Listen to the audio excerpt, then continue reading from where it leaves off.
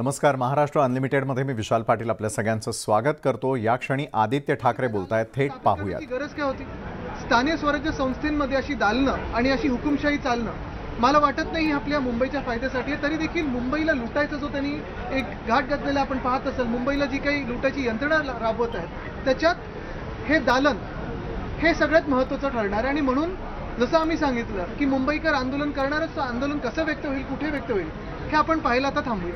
Sir, Mumbai महानगरपालिकेच्या अनेक कारभाराच्या संदर्भात चौकशी समित्या ज्या आहेत त्या सरकारने लावलेल्या आहेत. त्याच्यात आणखीन एकाची भर पडली आहे. मिठी नदीच्या गाळ उपसा संदर्भात जी आहे तर SIT चौकशी जी आहे ती विधान परिषदेमध्ये लावण्यात आलेली आहे. नुकतेच प्रसाद लाड जे आमदार जे आहेत त्यांनी प्रश्न उपस्थित केलेला नाही. अशीच चौकशी मला वाटतं मणिपूरमध्ये जे चाललंय तिथे पहिलं व्हावी.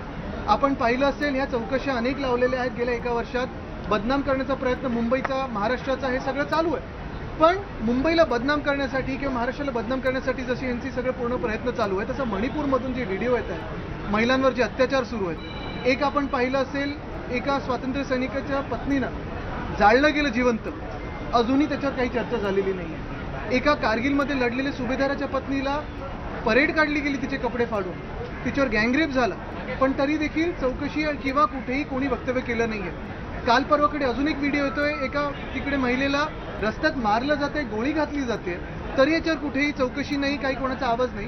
दुःख ह्याच गोष्टीचं होतं की आपण अशा देशामध्ये आता राहतो जिथे सत्याबरोबर बोलणंही चुकीचं झालेलं आहे. आपण पाहिलं असेल आपचे खासदार संजय सिंगजी यांना सस्पेंड केलं गेलं का, तर ते राज्यसभेत ह्याच्यावर चौकशी मागत होते आणि चर्चा मागत होते. हे वातावरण दूषित झालेलं आहे. आणि म्हणून जसं मी सांगितलं की आपल्या देशाची मान खालती घालवण्यासाठी पूर्ण केंद्र सरकारचं काम चाललेलं आहे. देशात हुकुमशाही, मणिपूरमध्ये हुकुमशाही, महाराष्ट्रात हुकुमशाही, इथे आम्ही इंडिया म्हणून आता लढत आहोत. आणि जिथे का भारत, आपला जो भारत देश आहे, हे सगळे जे आवाज आहेत ते केंद्रीय सरकारमध्ये असेल, संसदेत असेल, आमच्या देखील विधानभवनात असेल, आवाज उठवण्याचा प्रयत्न करतो. पूर्ण होते. काल जर आपण पाहिलं असेल आणि परवा देखील पाहिलं असेल तर ही हुकुमशाही पद्धत, ही हुकुमशाहीची सवय जी आहे, एक मंत्री महोदय ज्यांचं एका फुलावरनं नाव आहे तरी देखील काट्यासारखे वागत आहेत. आपण परवा पाहिलं असेल प्रणितीताई जेव्हा काँग्रेसच्या जे आमदार आहेत, सन्मान्य सदस्य आहेत, त्या प्रश्न विचारत असताना भडकले की तुम्ही आउट ऑफ स्कोप विचारताय, असं तसं अमुक तमुक. खरं त्यांचं ते कर्तव्य आहे की प्रश्नाचं उत्तर द्यावं, पण मंत्री महोदयांचा अभ्यास कच्चा होता म्हणून त्यांचा आवाज दाबण्याचा प्रयत्न. काल भाजपच्याच आमदार देवयानी फडणवीसताई त्या देखील प्रश्न विचारत असताना का भडकले हे मंत्री महोदय? किती प्रश्न विचारताय? 70 मिनिटं प्रश्न विचारताय, अमुक प्रश्न विचारताय, अमुक प्रश्न विचारताय. त्यांचं कर्तव्य आहे ते की प्रश्न विचारायचं, आणि आम्ही आमदार म्हणून आमचं कर्तव्य आहे प्रश्न विचारण्याचं, मंत्र्यांचं कर्तव्य उत्तर देण्याचं. पण उत्तर येत नसतील, अभ्यास कच्चा असेल म्हणून दादागिरी करायची का हाऊसमध्ये? आपण पाहिलं असेल कदाचित या दोघी महिला महोदय असतील म्हणून पण असं त्यांना उत्तर किंवा प्रश्न विचारू नये असा प्रयत्न असेल. पण हे सगळं मला वाटतं आता चालणार नाही. जनता बघत आहे आणि जनता है ना योग्य वेळी उत्तर देईल. इंडिया नाम को लेकर प्रधानमंत्री ने कहा है कि नाम रखने से कुछ नहीं होगा. ईस्ट इंडिया में भी नाम था इंडिया, लेकिन वो गुलाम बना के गए. आपण मणिपूरबद्दल जे हे बोलले, मला आजही आश्चर्य वाटतं की मणिपूरमध्ये अजून इमर्जन्सी का नाही लावली. अजून जो अकार्यक्षम मुख्यमंत्री होता त्याच्यात ती सत्ता का ठेवली आहे? आपल्याकडे जसं आमच्याकडे झालं तसं. आणि सर्वात महत्त्वाची गोष्ट म्हणजे कुकी ही जी आदिवासी ट्राईब आहे आणि पूर्ण दऱ्याखोऱ्यांचे ते मालक आहेत, आणि त्या दऱ्याखोऱ्यांमध्ये अत्यंत महत्त्वाचे मिनरल्स आहेत आणि काही प्रायव्हेट लोकांना त्या जमिनी हव्या आहेत. त्या सगळ्याचं म्हणजे केंद्रबिंदू तिथे आहे. आणि आता कुकींनी सांगितलं आहे की आम्हाला स्वतंत्र मणिपूर हवा आहे. ह्या आम्ही पहिल्यापासून सांगत होतो. ह्या अशा वागण्याने देशाच्या विघटनाला सुरुवात होईल. डॉक्टर बाबासाहेब आंबेडकरांच्या संविधानी बांधून दिलेलं आहात हे राष्ट्र होतं. त्याच्यात तुम्ही पोलिसांचा वापर, मिलिटरीचा वापर, BSFचा वापर करून वाटोळं करून टाकलंय. बायका पुढे येत आहेत. त्या सगळ्या परिस्थितीमध्ये बायकांनी नेतृत्व हातात घेतलंय. आपल्या इथे कॉन्ट्रॅक्ट पद्धतीने पोलीस येत आहेत, तिथेही बायकाच नेतृत्व करणार आहेत. माझं आणि त्यांचं बोलणं झालं. बायका म्हणाल्या आम्ही रस्त्यावर उतरू, आमच्या नवऱ्याची नोकरी जाणार आहे ना, आम्ही रस्त्यावर उतरू. मी आज इथे शब्द देतो महाराष्ट्राला, जर कुठल्याही बायकांचं आंदोलन झालं तर मी माझ्या पत्नीला ह्या कॉन्ट्रॅक्ट पोलीसच्या विरोधात उभं राहिला आणि आंदोलनाचं नेतृत्व करायला सांगितलं। मणिपुर पर चर्चा नहीं हो रही है, आदित्य जिस पर आपका बैठक है, मणिपुर पर चर्चा नहीं हो रही है, उस पर आपका क्या? मी सतत हेच सांगेन की मणिपूर सारखा विषय चर्चेला येऊ नये। हे नक्की का होत आहे? तुम्ही कोणी असाल, म्हणजे कुठच्याही जाती धर्माचे असाल, कुठच्याही राज्याचे असाल, पण तिथे जसा महिलांवर अत्याचार होतोय, मी जसं मगाशी पण म्हणालो की स्वातंत्र्य सैनिकांची पत्नी असणं किंवा सुभेदाराची पत्नी असणं हे टॅग लागणं गरजेचे की नाही हा वेगळा विषय, पण कुठच्याही नागरिकावर, मग महिला असो पुरुष असो, असे अत्याचार होणं तुम्हाला मनाला स्वतःला काही वाटत नाही का? आणि हाच विषय आता मला वाटतं आपल्या देशासमोर मोठा राहिलेला आहे। आदित्यजी, कंत्राटी पद्धतीनं आता पोलीस भरती प्रक्रिया राबवली जाणार आहे। याआधी जर बघितलं असेल तर महानगरपालिकेमध्ये अशा प्रकारची पद्धत होती, परंतु आता जी तुमची सुरक्षा करणार आहे तेच पोलीस जर कंत्राटी पद्धतीने घेतले गेले तर कसं व्हायचं हा प्रश्न आहे। हे मी पहिल्यापासून बोलतोय की खोके सरकार हे बिल्डर आणि कॉन्ट्रॅक्टरचं सरकार झालेलं आहे। बीएमसी मध्ये बिल्डरची एन्क्रोचमेंट आणि पोलिसांमध्ये कॉन्ट्रॅक्टरची एन्क्रोचमेंट हे स्पष्ट आहे, आणि हे कोणासाठी होत आहे हे आपल्या लवकरच क्रिस्टल क्लिअर असं कळेल।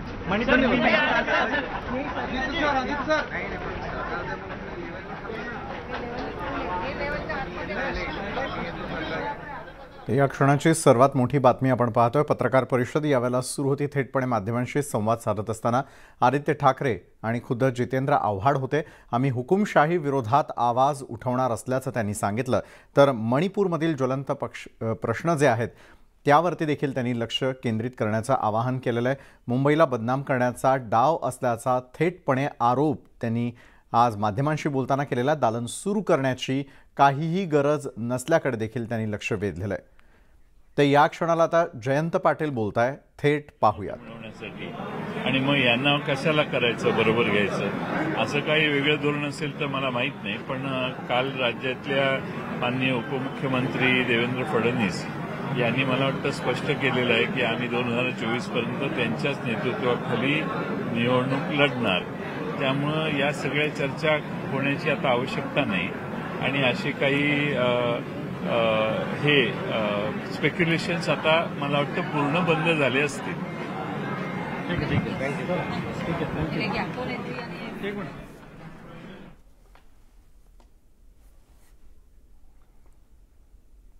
आणि आता पाहूयात महाराष्ट्रातील महत्त्वाच्या घडामोडी।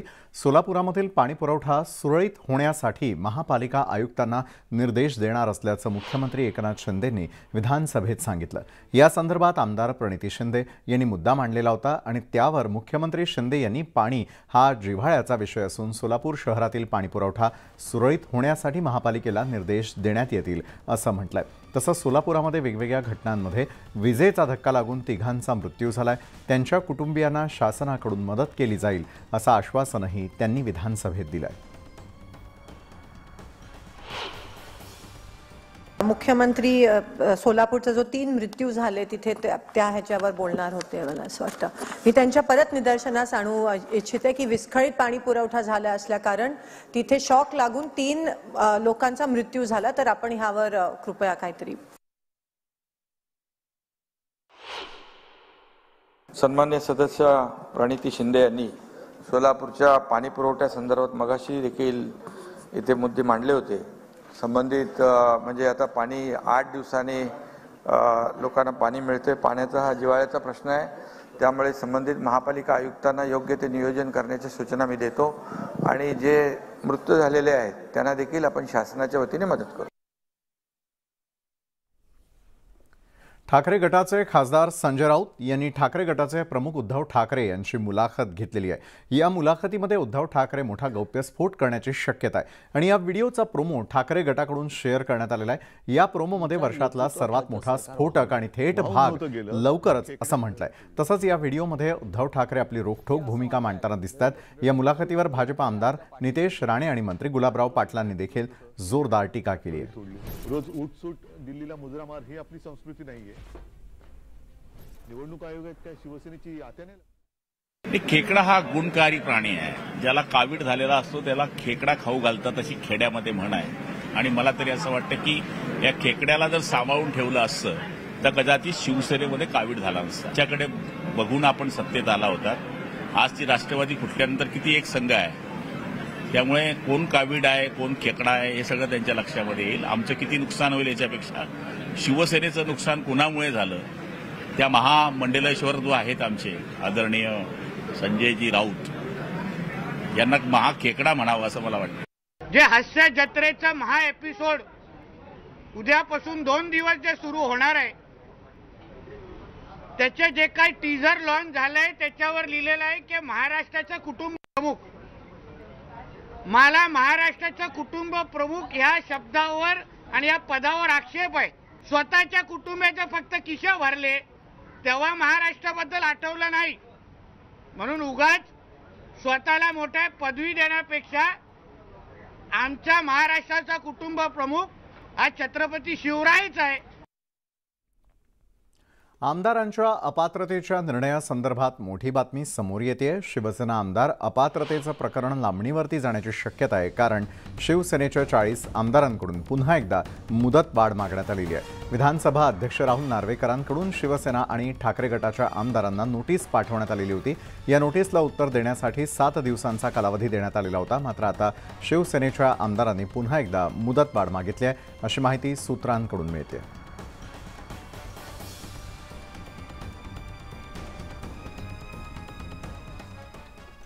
आणखी एक नेता शिवसेनेमध्ये असं सूचक ट्विट केलेलं आहे प्रवक्ते नरेश म्हस्के यांनी. आणखी एक नेता ठाकरेंना जय महाराष्ट्र करणार अशा प्रकारचं ट्विट त्यांनी केलेलं आहे. या ट्विटमध्ये नेमकं त्यांनी काय म्हटलंय पाहूया. एक एक मावळा निघून चालला, कर्तव्यनिष्ठा आयुष्य सारं काही देऊन आठवणी, अपमान संशय यांचं हाती धुपाटणं घेऊन. हिरकण्यांची झालीये तीच कथा, त्यांच्याही मनात तीच व्यथा. एक एक करून अख्खा पक्ष संपून चालला राव, तरी त्यांचा जग जिंकल्याचा सतत आविर्भाव. निष्ठावंत सगळे आता येत आहेत एकत्र, BMCतून सुरू होईल पुनर्विजयाचं सत्र.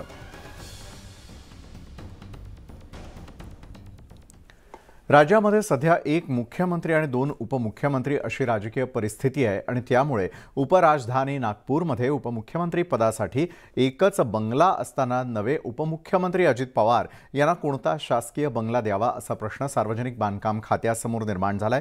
त्यामुळे सार्वजनिक बांधकाम खात्यानं आता उपमुख्यमंत्री अजित पवार यांच्यासाठी बंगल्याचा शोध सुरू केलाय. उपमुख्यमंत्री अजित पवार यांच्यासाठी तात्पुरत्या स्वरूपात रवी भवन इथला बंगला क्रमांक 6 निवडण्यात आलेला आहे. पुढील काही कालावधीसाठी अजित पवार यांचा नागपूर दौरा झाल्यास त्यांचं निवासस्थान आणि कार्यालय रवी भवन इथल्या 6 क्रमांकाच्या बंगल्यात असणार आहे. राज्याच्या इतिहासात पहिल्यांदाच राज्याला 2 उपमुख्यमंत्री लाभलेले आहेत.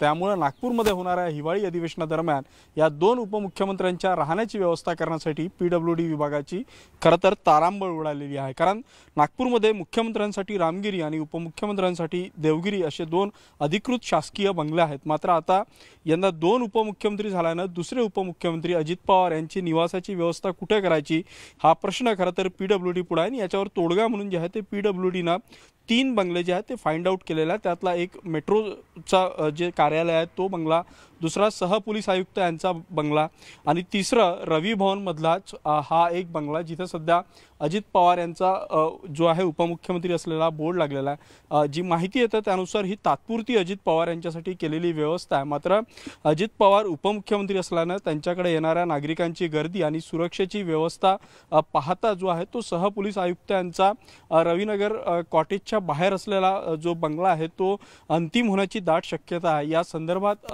PWDनं जो आहे तो प्रस्ताव उपमुख्यमंत्री कार्यालय अजित पवार यांच्याकडे पाठविलेला आहे. त्यांची अजून त्याला अंतिम परवानगी यायची आहे. त्यामुळे नेमका तो कुठला बंगला असेल हे स्पष्ट नाही आहे. मात्र प्रशासनाकडून जे आहे ते उपमुख्यमंत्री कार्यालयाचं कामकाज नागपूरमध्ये सुरळीत चालावं याकरिता रवी भवनमधील कॉटेज नंबर 6 हा सध्या जो आहे तो उपमुख्यमंत्र्यांसाठी आरक्षित केलेला आहे. लवकरच उपमुख्यमंत्री अजित पवार यांचा नागपुरातलं निवासस्थान काय असेल आणि त्याचा पत्ता काय असेल हे स्पष्ट होणार आहे.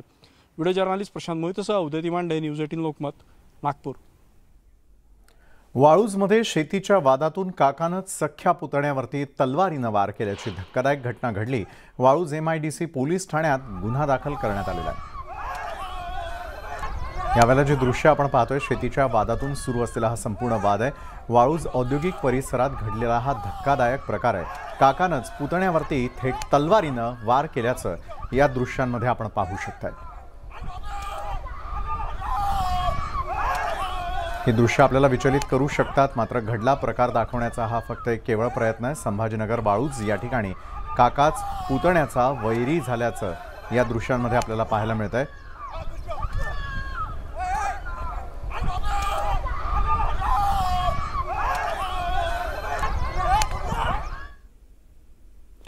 पाळत ठेवून व्यापाऱ्यांची बॅग पळवणारी टोळी संभाजीनगर शहरामध्ये पुन्हा एकदा सक्रिय झाली। सोमवारी दुपारी क्रांती चौकातून ट्रान्सपोर्ट व्यापाऱ्याची 3 लाख रुपये असलेली बॅग दुचाकीवरती आलेल्या 2 चोरट्यांनी लांबवली। पेट्रोल पंपाच्या सीसीटीव्हीमध्ये हा प्रकार कैद झालेला आहे आणि विशेष म्हणजे चोरटे आधी व्यापाऱ्याला तुमचे पैसे पडले उचला असं म्हणाले, मात्र व्यापारी फसला नाही। अखेर चोरट्यांनी त्यांची दुचाकी पंक्चर करत डाव साधला।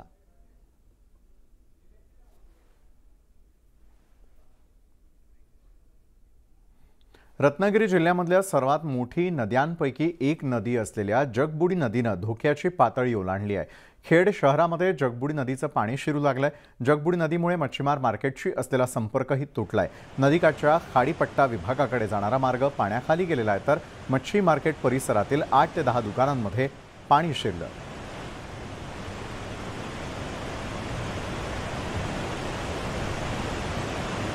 रत्नागिरी जिल्ह्यातल्या सर्वात मोठ्या नद्यांपैकी एक नदी असलेल्या जगबुडी नदीने धोक्याची पातळी सकाळी ओलांडलेली, मात्र आता जगबुडी नदीने पूर रेषा देखील ओलांडलेली आहे। माझ्या बाजूला आपण बघू शकता की खेडमधील हे जे मटन मच्छी मार्केट आहे हे नेहमी 24 तास गजबजलेलं ठिकाण आहे। हे या ठिकाणी आता 7 ते 8 फूट पाणी आहे आणि हा जो रस्ता आपल्याला दिसतोय या रस्त्याच्या हा रस्ता जो आहे हा मुख्य बाजारपेठेत जातो। त्यामध्ये साफा मशीद चौक असेल किंवा गांधी चौक असेल, जिजामाता उद्यान असेल, हे सर्व ठिकाणं या ठिकाणी आहेत आणि आता पूर रेषा ओलांडून पाणी जे आहे हे शहरामध्ये जाऊ लागलेलं आहे। मच्छी मार्केटचा संपर्क जो आहे या ठिकाणी तुटलेला आपल्याला पाहायला मिळतोय। हे जे आजूबाजूचे लोक आहेत हे देखील आता सुरक्षित ठिकाणी जाण्याच्या तयारीमध्ये आहेत। त्यांना शासनाने तशा सूचना देखील आता दिलेल्या आहेत। दुकानाच्या मध्ये जवळपास या मच्छी मार्केटच्या आजूबाजूला जी दुकानं आहेत ही संपूर्ण पाण्याखाली आहेत। माझ्या या बाजूला जर बघितलं तर हे लाईटचे जे पोल दिसत आहेत तिथे नदी किनाऱ्याहून जाणारा देवणे ते भोसते पूल हा रस्ता आहे हा सुद्धा पूर्णपणे पाण्याखाली गेलेला आहे आणि खाडीपट्टा विभागामध्ये जाणारा हा जो रोड आहे सुशेरी खारी रोड हा या रस्त्यावर सुद्धा 6 ते 7 फूट एवढं पाणी आता या ठिकाणी आहे। जगबुडी नदीच्या पाण्याच्या पातळीत झपाट्यानं मोठी वाढ होत आहे। आता या नदीच्या धोक्याची पातळी ही 7 मीटर आहे आणि नदीकाठचा जो शहराचा भाग आहे त्या ठिकाणी पूरप्रवण क्षेत्रातल्या सर्व लोकांना या ठिकाणी आता सतर्कतेचा इशारा दिलेला आहे। व्हिडिओ जर्नलिस्ट अनिकेत होलमसह चंद्रकांत बनकर, न्यूज 18 लोकमत, खेड, रत्नागिरी। सातारा शहराला पाणी पुरवठा करणारा कास तलाव पूर्ण क्षमतेनं भरलाय। तलावाच्या सांडव्यावरून पाणी व्हायला लागलंय। कास तलाव पूर्ण भरल्यामुळे सातारकरांच्या पिण्याच्या पाण्याची चिंता मिटलेली आहे।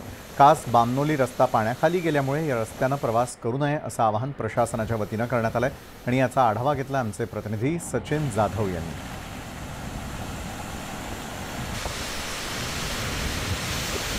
सातारा जिल्ह्याच्या पश्चिम भागामध्ये सध्या मुसळधार पाऊस सुरू आहे आणि यामुळे सातारा जिल्ह्यातली जी छोटी धरणं आहेत ती आता भरलेली पाहायला मिळत आहेत। मी आता कास धरणाच्या शेजारी उभा आहे आणि मी तुम्हाला इथलं दृश्य दाखवतो।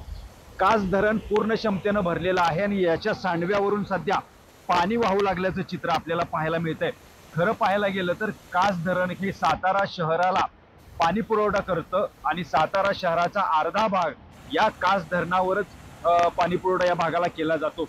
कास धरणाची उंची वाढवल्यानंतर सुमारे अर्ध्या टीएमसीचं हे धरण झालेलं आहे। याच्यामुळे कास धरणामधलं हे पाणी आहे ते सातारकरांना वर्षभर पुरेल असं सुद्धा म्हटलं जात आहे।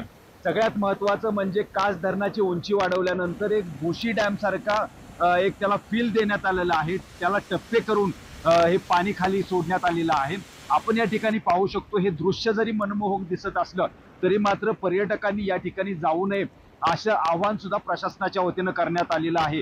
आणि कास धरणाची उंची वाढवल्यानंतर या ठिकाणी कास, सातारा आणि बामनोली हा रस्ता जो आहे हा पाण्याखाली गेलेला आहे। यामुळे घाटाई देवी मार्गे पुढे बामनोलीला प्रवास करा असं सुद्धा प्रशासनाकडून आवाहन करण्यात आल्याचं आपल्याला पाहायला मिळतंय। कॅमेरामॅन राम पवार सह मी सचिन जाधव, न्यूज 18 लोकमत, सातारा। अहमदनगर जिल्ह्यामधील भंडारदरा धरणाच्या पाणलोट क्षेत्रात पावसाची जोरदार संततधार सुरू असल्यानं धरणामध्ये मोठ्या प्रमाणात पाण्याची आवक सुरू आहे। धरणाची पाणी पातळी नियंत्रणात ठेवण्यासाठी पाण्याचा विसर्ग आणखी वाढवण्यात आलेला असून 5000 क्युसेक वेगानं पाणी प्रवरा नदीपात्रामध्ये सोडण्यात आलंय। पावसाचं प्रमाण तसंच राहिल्यास विसर्ग अजून वाढवण्याची शक्यता आहे। भंडारदरा परिसरामध्ये गेल्या काही दिवसांपासून जोरदार पावसानं हजेरी लावली आहे।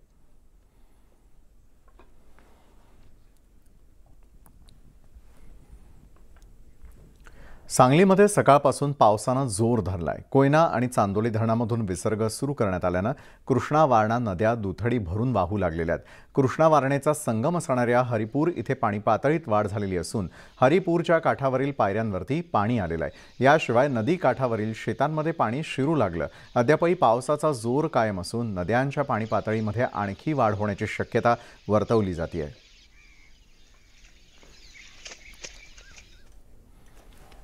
मान्सून आता सह्याद्रीच्या रांगा ओलांडून पुढे सरकू लागल्यानं उत्तर पुणे जिल्ह्याच्या जुन्नर परिसरामधील पश्चिम आदिवासी भागातील इंगळूण आंबोली परिसरात मागील 4 दिवसांपासून मुसळधार बरसतोय। यामुळे धरण क्षेत्रात पाणी भरू लागलंय। मुसळधार पावसानं मीना नदी दुथडी भरून वाहू लागली आहे। धरण क्षेत्र परिसरामध्ये असाच मुसळधार पाऊस राहिल्यास परिसरातील 4ही धरणं ही लवकरच पूर्ण क्षमतेनं भरतील अशी आशा आहे। मात्र मागील वर्षाच्या तुलनेमध्ये यावर्षी या भागात पावसाचं प्रमाण कमी पाहायला मिळत असलं तरी देखील पावसाची संततधार अशीच सुरू राहिली तर धरणं ही लवकरच ओव्हरफ्लो होतील।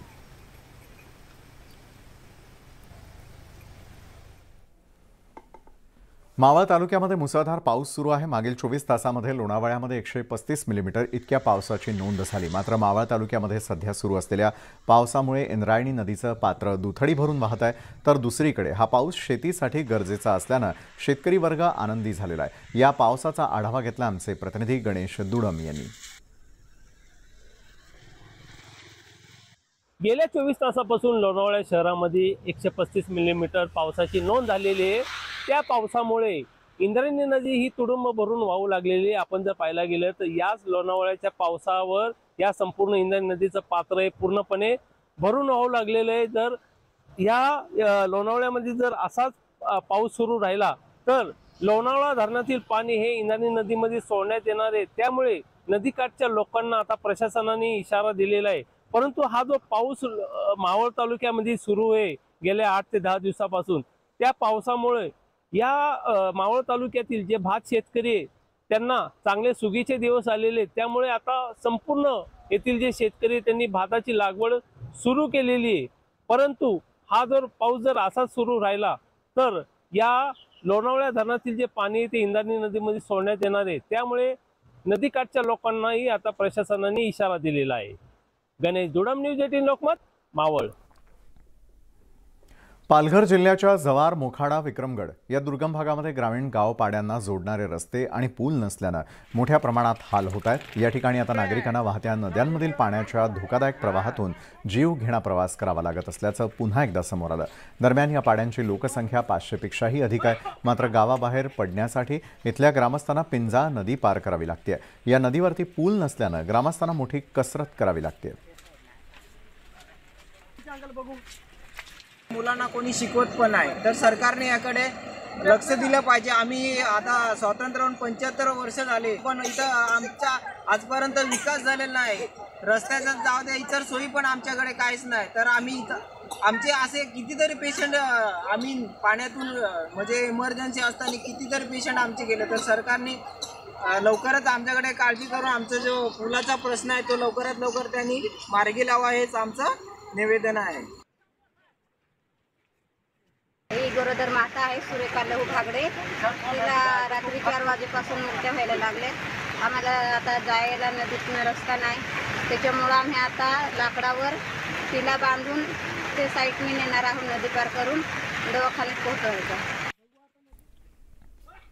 देशामधील एकमेव मंदिर असणाऱ्या भगवान पुरुषोत्तमाचं दर्शन घेण्यासाठी बीडच्या माजलगाव तालुक्यामध्ये असणाऱ्या तीर्थक्षेत्र पुरुषोत्तम पुरी इथे भाविकांनी मोठी गर्दी केली आहे। आणि विशेष म्हणजे जिल्ह्यातूनच नव्हे तर देशातील विविध भागातून दर्शनासाठी भाविक या ठिकाणी येत असतात। महत्त्वाचं म्हणजे गोदावरी नदी काठावरती असणाऱ्या भगवान पुरुषोत्तमाचं दर्शन घेण्यासाठी भाविक गोदावरीमध्ये स्नान करून येत असतात। मात्र यंदा मंदिराच्या बाजूने गोदावरी स्नान करून दिलं जात नाहीये, म्हणून भाविक लहान मुलांसह कोणतीही सुरक्षा न बाळगता प्रवासी भाविकांची खचाखच भरलेल्या होडीतून दुसऱ्या बाजूला जाण्यासाठी प्रवास करताना दिसून येतात। यामुळे मोठी दुर्घटना होण्याची शक्यता वर्तवली जाते।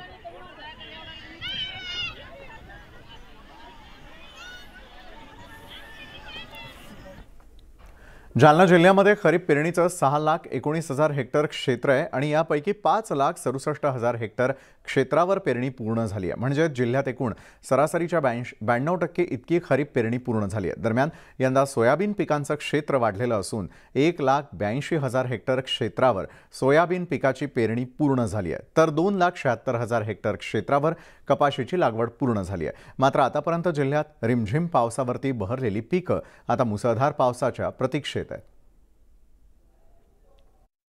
पाऊस आपल्या जालना जिल्ह्याचा जर आपण विचार केला तर पाऊस 278 मिलीमीटर एवढा सरासरी पाऊस आतापर्यंतचा आहे आणि आजपर्यंत पडलेला पाऊस जो आहे तो 254 मिलीमीटर, म्हणजे तोही सरासरीच्या 91.7% आणि चांगला सर्वदूर पाऊस जालना जिल्ह्यामध्ये दिसून आलेला आहे। त्याच्यामुळे पेरणी आपली जी आहे ती पेरणी आता शेवटच्या टप्प्यात म्हणजे 92% पेरणी झालेली आहे।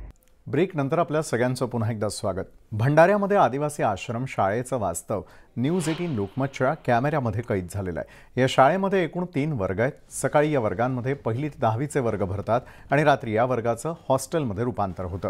महत्त्वाची बाब म्हणजे या आदिवासी आश्रम शाळेमध्ये मुली देखील आहेत, पण या मुलींच्या देखरेखीकरिता अधीक्षकच नसल्याचं धक्कादायक वास्तव समोर आलंय। 10 वर्गांना शिकवण्यासाठी 2 शिक्षक असल्यानं आदिवासी मुलांचं भवितव्य अंधारामध्ये असल्याचं दिसून येत आहे।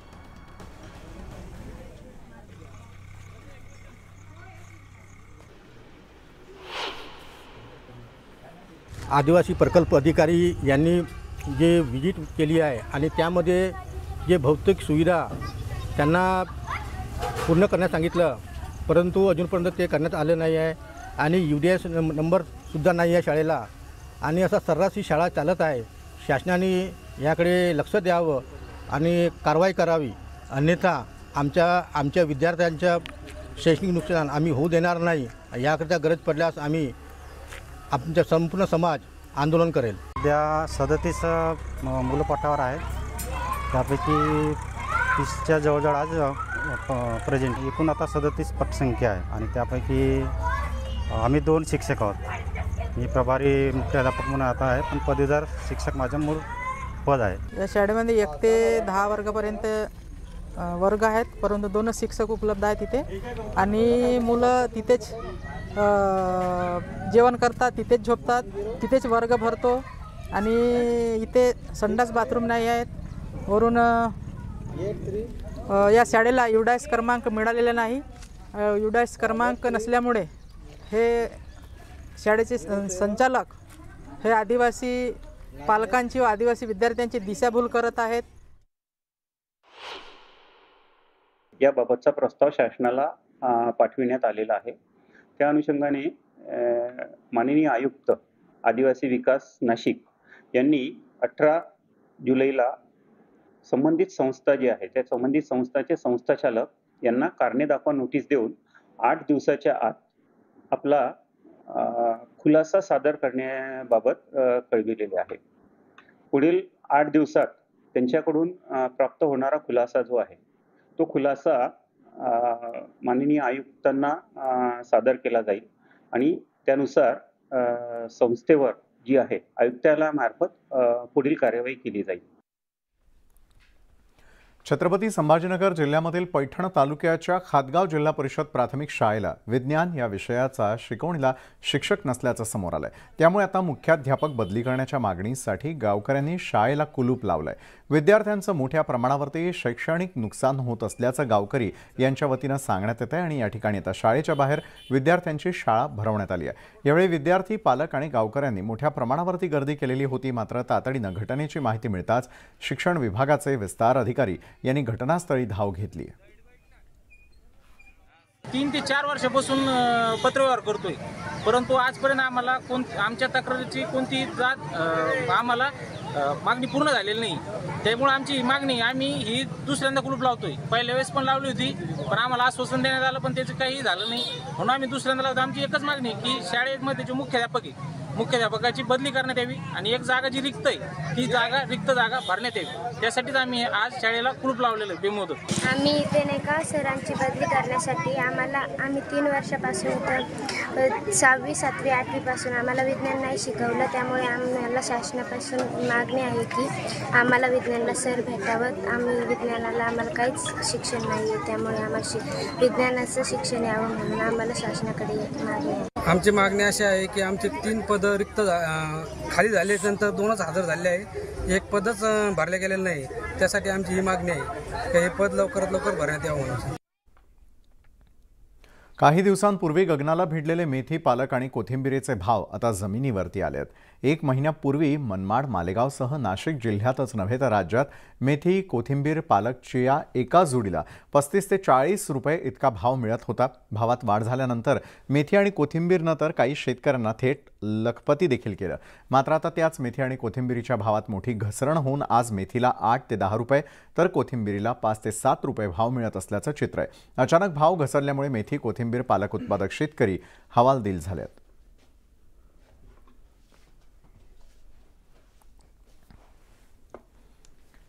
नाशिकमध्ये वाहन तोडफोडीचं सत्र सुरूच आहे। नाशिकच्या जेल रोड परिसरात वाहनांची तोडफोड करण्यात आलेली असून 24 तासात तोडफोडीची ही दुसरी घटना आहे। 4 ते 5 वाहनांची तलवारी आणि कोयत्यानं काचा फोडल्याची माहिती समोर आली।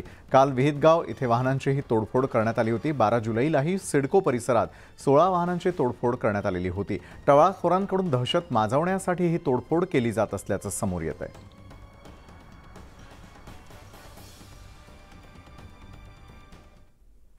बुलडाणा मलकापूर मार्गावरती बसचा अपघात झालेला आहे। ब्रेक फेल झाल्यानं राजूर घाटामध्ये बस उलटली। बसमध्ये 55 प्रवासी प्रवास करत होते आणि त्यातील 10 ते 12 जण जखमी झाल्याची माहिती मिळते। जखमींना रुग्णालयामध्ये दाखल करण्यात आलंय। ज्यावेळी अपघात झाला त्यावेळी परिसरातील ग्रामस्थांनी घटनास्थळी धाव घेत शर्थीचे प्रयत्न करत प्रवाशांना बाहेर काढलं।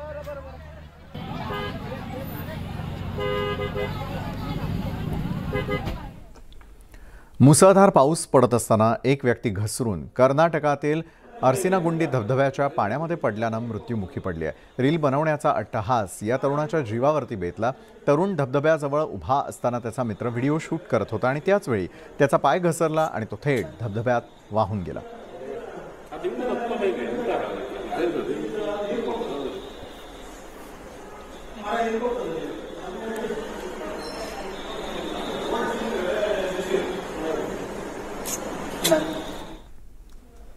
पुण्यामध्ये आज पहाटे एसीपी भरत गायकवाड यांनी आपल्या पत्नी आणि पुतण्याला गोळी घालून खून केला आणि नंतर स्वतःच्याही डोक्यामध्ये गोळी घालून आत्महत्या केली आहे। या ट्रिपल मर्डर मिस्ट्री मागचं खरं कारण अद्याप समोर आलेलं नसलं तरी देखील या खळबळजनक घटनेनं अख्खं पोलीस दल हादरून गेलंय। पुण्यातील बाणेर बालेवाडी परिसरातील ही राजगृह इमारत सोमवारी पहाटे गोळीबाराच्या आवाजानं दणाणून गेली। या इमारतीतील रहिवासी असलेले सहाय्यक पोलीस आयुक्त भरत गायकवाड यांनी आपली पत्नी मोनी हिला गोळ्या घालून ठार केलं। गोळीबाराचा आवाज ऐकून त्यांचा पुतण्या दीपक तिथे आला। भरत गायकवाड यांनी त्यालाही ठार केलं। त्यानंतर भरत यांनी आत्महत्या केली। पुण्यात आज अमरावतीचे एसीपी भरत गायकवाड यांनी सुसाईड केलं। सुसाईड करतानाच त्यांनी आपली पत्नी आणि पुतण्या या दोघांनाही गोळी घालून ठार मारलं। ह्याच बिल्डिंगमध्ये ही घटना घडली पहाटे 4 वाजता।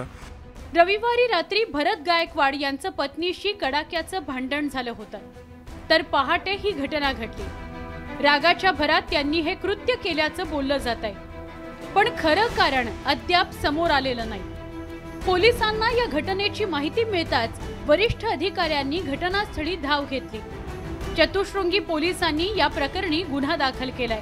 त्याच्या वाईफवर फायरिंग केला, त्याचा आवाज बाहेर आला होता। त्या आवाजानंतर तात्काळ मध्ये त्यांचा पुतण्या, मुलगा आणि सासू असे मध्ये सोडवण्यासाठी गेले असता त्या दरम्यान पुतण्याला पण एक गोळी लागलेली आहे आणि साहेबांनी स्वतः डोक्याला फायर करून आत्महत्या केली आहे। भरत गायकवाड हे अमरावती जिल्ह्यात सहाय्यक पोलीस आयुक्त म्हणून कार्यरत होते। ते मूळचे बार्शी तालुक्यातले। त्यांची बहुतांश सेवा ही मुंबई पोलीस दलात झाली होती। 1.5 वर्षांपूर्वी त्यांना सेवेत बढती मिळाली होती, त्यामुळे त्यांची बदली अमरावती जिल्ह्यात झाली होती। पण पत्नी आजारी असल्याने पुण्यात बदलीसाठी ते सातत्याने प्रयत्न करत होते। सहाय्यक पोलीस आयुक्त पदावर कार्यरत असलेल्या अधिकाऱ्यानं हे टोकाचं पाऊल का उचललं, याविषयी पोलीस दलातच अनेक तर्कवितर्क लावले जात आहेत। व्हिडिओ जर्नलिस्ट गणेश कदमसह चंद्रकांत फुंदे आणि bureau report, news 18 Lokmat, Pune. प्रेमाला सीमा नसते हे पुन्हा एकदा सिद्ध झालंय। पाकिस्तानातली सीमा हैदर तिच्या प्रेमासाठी थेट भारतात आली, तर भारतातली अंजू तिच्या प्रियकराला भेटण्यासाठी पाकिस्तानात पोहोचली। पाहुयात प्रेमासाठी देशाच्या सीमा ओलांडणाऱ्या प्रेमिकांचा हा रिपोर्ट। प्रेमी मंडळींनी बांधलाय। पाकिस्तानातली सीमा हैदर तिचा प्रेमी सचिनसाठी कराचीहून दुबई नेपाळ मार्गे भारतात आली, तर आता राजस्थानच्या भिवाडीमधील अंजूनं तिचा फेसबुक फ्रेंड नसरुल्लाह याला भेटण्यासाठी वाघा बॉर्डर मार्गे थेट पाकिस्तानात पोहोचली। मैं सबको ये मैसेज देना चाहती हूँ कि मैं यहाँ पे लीगल तरीके से आई हूँ और मैं अपनी प्लानिंग से आई हूँ। ये कोई 2 दिन की बात नहीं है कि मैं अचानक से आ गई हूँ, और मैं यहाँ पे सेफ़ हूँ, कोई दिक्कत नहीं है। और जैसे मैं आई थी और वैसे मेरा जाने का प्रोसेस है, और मैं वापस भी आ रही हूँ। मैं अभी बस 2-3 दिन में मैं पहुँच जाऊँगी वहाँ पे आराम से। और मेरी सबसे रिक्वेस्ट यही है सारे मीडिया वालों से सबसे कि प्लीज़ आप मेरे रिश्तेदारों को और बच्चों को परेशान ना करें। अंजू पाकिस्तानात गेल्याचं कळाल्यानंतर तिच्या पतीला तर धक्काच बसला। अंजूने जयपूरला जात असल्याचं सांगत थेट पाकिस्तानातील खैबर पख्तूनवा प्रांत गाठला। मेरे को कल शाम को पता चला है। क्या पता चला ये चला कि लाहौर में। तो कैसे पता चला आपको? वो फोन आया था, वीडियो कॉलिंग, वॉइस कॉलिंग, उस पर। अच्छा, क्या बताया उन्होंने? थोड़ा से बताइए। उन्होंने बताया कि मैं लाहौर हूँ, मैं सबको बता दिया हूँ, मम्मी पापा को, फेवा को, ब्लेसी को, सब। तो लाहौर क्या करने गई? ये मेरे को नहीं बताई कि लाहौर क्या करने गई। अंजू आणि तिचा पती अरविंद 2007 पासून भिवाडीमध्ये राहत होते, तर मागील 4 वर्षांपासून अंजू पाकिस्तानच्या नसरुल्लाहची फेसबुक फ्रेंड आहे। 3 वर्षांपूर्वी अंजूनं पासपोर्टसाठी अर्ज केला होता। 90 दिवसांचा व्हिसा घेऊन अंजू पाकिस्तानात गेली। आता अंजू पाकिस्तानातच राहणार की तिच्या पती आणि 2 मुलांसाठी परत येणार, हे येणाऱ्या काळातच स्पष्ट होईल। Bureau report, news 18 Lokmat. Break नंतर आपल्या सगळ्यांचं पुन्हा एकदा स्वागत। उत्तराखंडच्या चामोलीमध्ये गेल्या काही दिवसांपासून मुसळधार पावसामुळे जनजीवन विस्कळीत झालं आणि त्यामुळे स्थानिकांचे चांगलेच हाल सुरू आहेत। पाहुयात या संदर्भातील आमचा हा विशेष रिपोर्ट।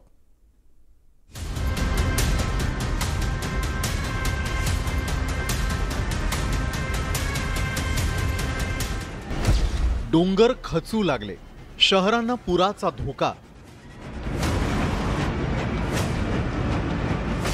पावसाचा तडाखा, संकटाचा विळखा। उत्तराखंडच्या चमोलीमध्ये दरड कोसळल्यामुळे बद्रीनाथ राष्ट्रीय महामार्गावरची वाहतूक बंद करण्यात आली होती। चमोलीच्या डोंगर रांगांमधून जाणाऱ्या मार्गावरती पूरस्थिती निर्माण झाल्याचंही पाहायला मिळालं। डोंगरातून मोठ्या प्रमाणात पुराचं पाणी आल्यामुळे या महामार्गाचं चित्रच बदलून गेलंय। महामार्गावरती चोहो बाजूला दगड मातीचं साम्राज्य पसरलंय। उत्तर काशी परिसरातही भूस्खलनाची घटना घडली आहे। दरड कोसळल्यामुळे मोठ्या प्रमाणात माती आणि दगड यमुनोत्री महामार्गावरती पसरल्याचं चित्र होतं। दरड कोसळण्याच्या वाढत्या घटनांमुळे गेल्या 2 दिवसांपासून यमुनोत्री महामार्ग बंद ठेवण्यात आलेला होता।